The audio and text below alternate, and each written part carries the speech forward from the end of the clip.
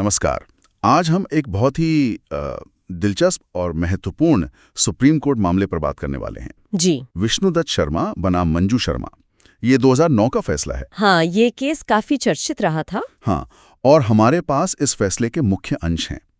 आज हम कोशिश करेंगे ये समझने की कि जब कोई शादी व्यावहारिक रूप से पूरी तरह खत्म हो चुकी हो, टूट चुकी हो, बिल्कुल दम तोड़ चुकी हो जिसे कहते हैं। हाँ बिल्कुल, तो ऐसी स्थिति में हमारी अदालतें मौजूदा कानूनों को, खासकर जो हिंदू विवाह अधिनियम 1955 की धारा 13 है, उसको कैसे देखती हैं? उनकी व्याख्या की सीमाएं क्या हैं? और ये सवाल बहुत अहम है क्योंकि ये सीधे सीधे मानवीय रिश्तों से जुड़ा है। सही कहा। और सबसे बड़ा सवाल शायद यही है कि क्या अदालतें, जहां इतने नाजुक इंसानी रिश्ते दांव पर लगे हों, क्या वो संसद के बनाए कानून के दायरे से बाहर जा सकती हैं कुछ हद तक?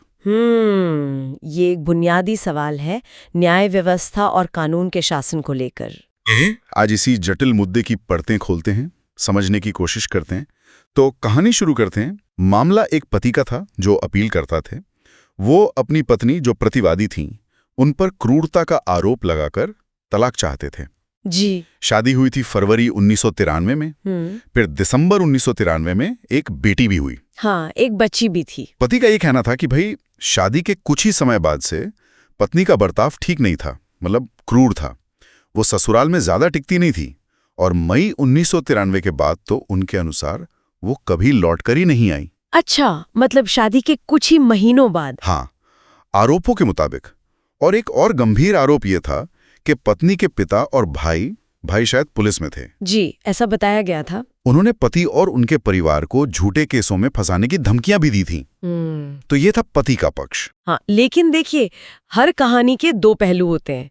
पत्नी ने भी अपना पक्ष रखा। उन्होंने अपने लिखित बयान में जवाब में ये कहा कि 14 सितंबर 1994 को पति और उनके घरवालों ने मिलकर उन्हें बुरी तरह पीटा था। ओह। और इसके लिए बाकायदा राम मनोहर रोहिया अस्पताल में उनका मेडिकल परीक्षण, जिसे MLC कहते हैं, मेडिको लीगल केस, वो भी दर्ज हुआ था। अच्छा, तो मेडिकल एविडेंस भी था? जी।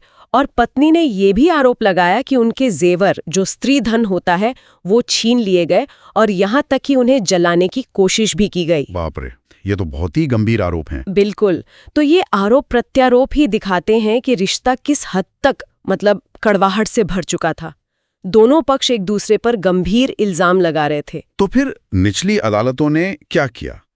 ट्रायल कोर्ट और हाई कोर्ट का क्या रुख रहा? देखिए, जब ये मामला ट्रायल कोर्ट में गया और उसके बाद दिल्ली हाई कोर्ट में भी अपील हुई, तो दोनों ही अदालतों ने सबूतों को बहुत ध्यान से परखा। गवाहियां हुई, दस्तावेज देखे गए और दोनों का निष्कर्ष एक ही था। उन्होंने पाया कि पति ने जो क्रूरता के आरोप लगाए थे वो उन्हें साबित नहीं कर पाए। अच्छा, पति के आरोप साबित नहीं हुआ? जी, नहीं हुए। बल्कि जो सबूत सामने आए वो कहीं ना कहीं इस ओर इशारा कर रहे थे कि शायद पत्नी के साथ क्रूरता हुई थी, जैसा कि MLC रिपोर्ट वगैरह से लग रहा था। तो फिर तो जाहिर है। हाँ, तो जाहिर सी बात है, जब पति अपना क्रूरता का आधार ही साबित नहीं कर पाए तो दोनों निचली अदालतों ने उनकी तलाक की अर्जी को खारिज कर दिया। ठीक है, तो यहाँ तक तो मामला क्रूरता के आरोपों के इर्द गिर्द घूम रहा था और निचली अदालतों ने उस पर अपना फैसला दे दिया। लेकिन फिर ये मामला सुप्रीम कोर्ट कैसे पहुंचा और वहां क्या अलग हुआ? हाँ, यहीं पर मामला एक नया मोड़ लेता है।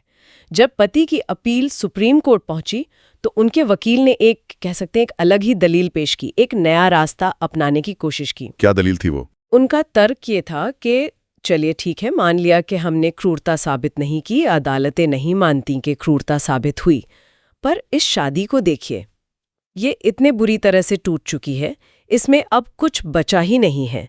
सालों से पति पत्नी अलग रह रहे हैं, इतने गंभीर आरोप प्रत्यारोप लग चुके हैं, तो क्या इस आधार पर, जिसे कहते हैं इर्रिट्रीवेबल ब्रेकडाउन ऑफ मैरिज, यानी शादी का ऐसा टूट जाना कि उसे जोड़ा ही ना जा सके? हाँ, ये तो हम सुना है। जी, तो क्या इस आधार पर तलाक नहीं दिया जा सकता, भले ही ये हिंदू विवाह अधिनियम की धारा 13 में साफ तौर पर लिखा हुआ आधार न हो? ये तो वाकई एक बड़ी दुविधा वाली स्थिति है। एक तरफ तो कानून है जिसमें तलाक के तयशुदा आधार हैं, और दूसरी तरफ एक ऐसा रिश्ता जो शायद सच में व्यवहारिक तौर पर खत्म हो चुका है। बिल्कुल। और यहीं पर सुप्रीम कोर्ट का विश्लेषण और उनका निर्णय बहुत महत्वपूर्ण हो जाता है। देखिए, सुप्रीम कोर्ट ने सबसे पहले हिंदू विवाह अधिनियम 1955 की धारा 13 को देखा। ये वो धारा है जो बताती है कि किन आधारों पर तलाक लिया जा सकता है। हाँ, उसमें क्या क्या है? जैसे क्रूरता तो है ही। जी, क्रूरता है, शारीरिक या मानसिक, व्यभिचार यानी अडल्ट्री है, परित्याग है मतलब एक निश्चित समय के लिए बिना किसी वाजिब कारण के अपने साथी को छोड़ देना। अच्छा, डिजर्शन जिसे कहते हैं। हाँ, डिजर्शन। फिर धर्म परिवर्तन है, कोई असाध्य मानसिक रोग है या कोई गंभीर संक्रामक यौन रोग है, संसार त्याग देना या 7 साल या उससे ज्यादा समय से लापता होना, ये सब उसमें लिस्टेड है। ठीक है, तो ये लिस्ट तो काफी स्पष्ट है। जी, लिस्ट स्पष्ट है। अब सुप्रीम कोर्ट ने इस लिस्ट को देखा और फिर पति की उस दलील को देखा जो इररिट्रीवेबल ब्रेकडाउन पर आधारित थी। और कोर्ट ने इस इररिट्रीवेबल ब्रेकडाउन वाली दलील पर क्या रुख अपनाया, ये सबसे अहम सवाल है। कोर्ट का रुख बहुत ही साफ और दृढ़ था। उन्होंने स्पष्ट रूप से कहा कि हिंदू विवाह अधिनियम की धारा 13 में जो तलाक के आधार दिए गए हैं, उनमें शादी का अपरिवर्तनीय रूप से टूटना या इररिट्रीवेबल ब्रेकडाउन ऑफ मैरिज कहीं भी एक आधार के तौर पर शामिल नहीं है। अच्छा, मतलब कानून में लिखा ही नहीं है ये। बिल्कुल। और कोर्ट ने आगे ये माना कि अगर वो इस आधार को तलाक के लिए स्वीकार कर लेते हैं तो ये एक तरह से कानून में संशोधन करने जैसा होगा। और कानून बनाना या कानून में बदलाव करना ये काम न्यायपालिका का नहीं है, ये काम विधायिका का है, यानी हमारी संसद का। अदालतें कानून की व्याख्या कर सकती हैं, उसे इंटरप्रेट कर सकती हैं, लेकिन उसे फिर से लिख नहीं सकती या उसमें अपनी तरफ से कुछ जोड़ नहीं सकती। ये तो शक्तियों के पृथक्करण वाली बात होगी, सेपरेशन ऑफ पावर्स। एग्जैक्टली। ये शक्तियों के पृथक्करण के सिद्धांत का एक बहुत ही क्लासिक उदाहरण था जो कोर्ट ने यहाँ रेखांकित किया। उनका कहना था कि अगर समाज को लगता है या संसद को लगता है कि इररिट्रीवेबल ब्रेकडाउन को तलाक का आधार बनाना चाहिए तो उन्हें कानून में संशोधन करना होगा। अदालतें ये काम खुद से नहीं कर सकती। लेकिन क्या वकील साहब ने ये दलील नहीं दी कि भाई पहले भी तो कुछ मामलों में ऐसा हुआ होगा? क्या पता किसी कोर्ट ने कभी ऐसी टूटी हुई शादी को देखते हुए तलाक की इजाजत दी हो, ऐसा कुछ तर्क आया था? हाँ, ये तर्क जरूर सामने रखा गया था। अपीलकर्ता के वकील ने ये दलील दी थी कि पहले भी शायद सुप्रीम कोर्ट ने ही कुछ मामलों में जहां शादी बिल्कुल खत्म हो चुकी थी वहां तलाक की डिक्री दी है, भले ही वो धारा 13 के आधारों पर ना हो। तो इस पर कोर्ट ने क्या कहा? इस पर कोर्ट ने बहुत साफ किया।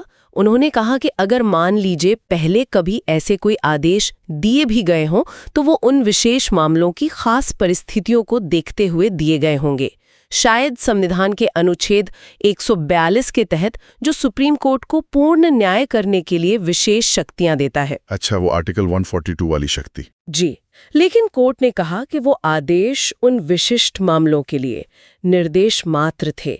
उनमें शायद कानूनी स्थिति पर, यानी कि क्या इररिट्रीवेबल ब्रेकडाउन एक आधार हो सकता है या नहीं, इस पर पूरी तरह से विचार नहीं किया गया था। इसलिए उन पिछले उदाहरणों को एक स्थापित कानूनी मिसाल या नज़ीर प्रेसिडेंट नहीं माना जा सकता। मतलब वो दूसरे केसों पे लागू नहीं होंगे अपने आप? बिल्कुल।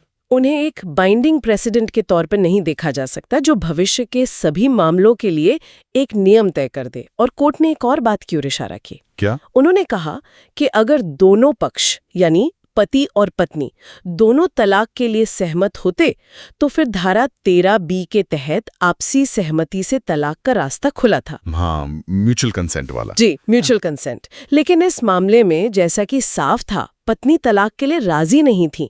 वो रिश्ते को शायद एक और मौका देना चाहती थीं या उनके अपने कारण थे, पर सहमति नहीं थी। तो आपसी सहमति वाला रास्ता भी बंद था।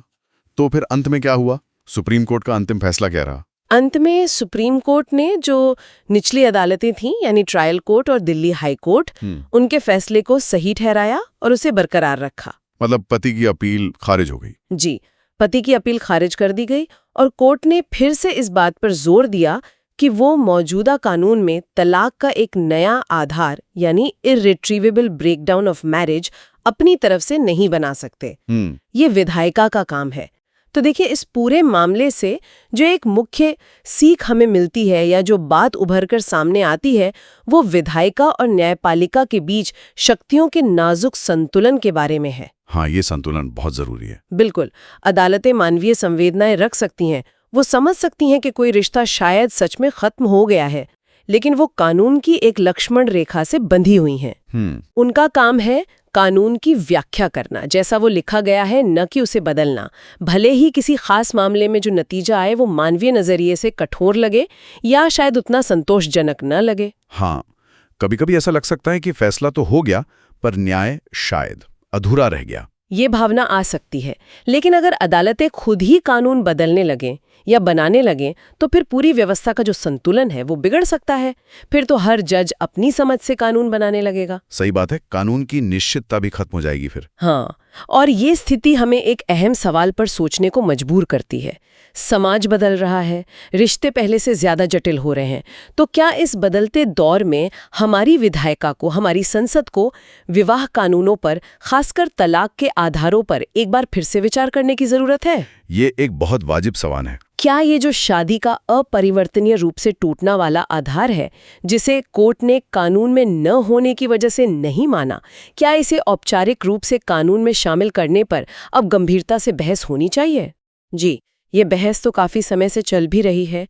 विधि आयोग ने भी इस पर सिफारिशें दी हैं, लेकिन इस पर आम सहमति बनाना, खासकर जब एक पक्ष सहमत न हो, ये आसान नहीं होता। इसके अपने सामाजिक और नैतिक पहलू भी हैं। बिल्कुल।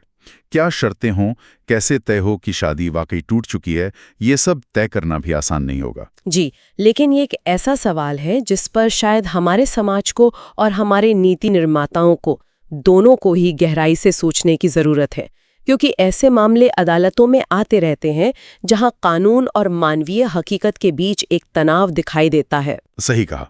तो ये था विष्णुदत्त शर्मा बनाम मंजू शर्मा मामले का विश्लेषण और उससे उठने वाले कुछ अहम सवाल। जी।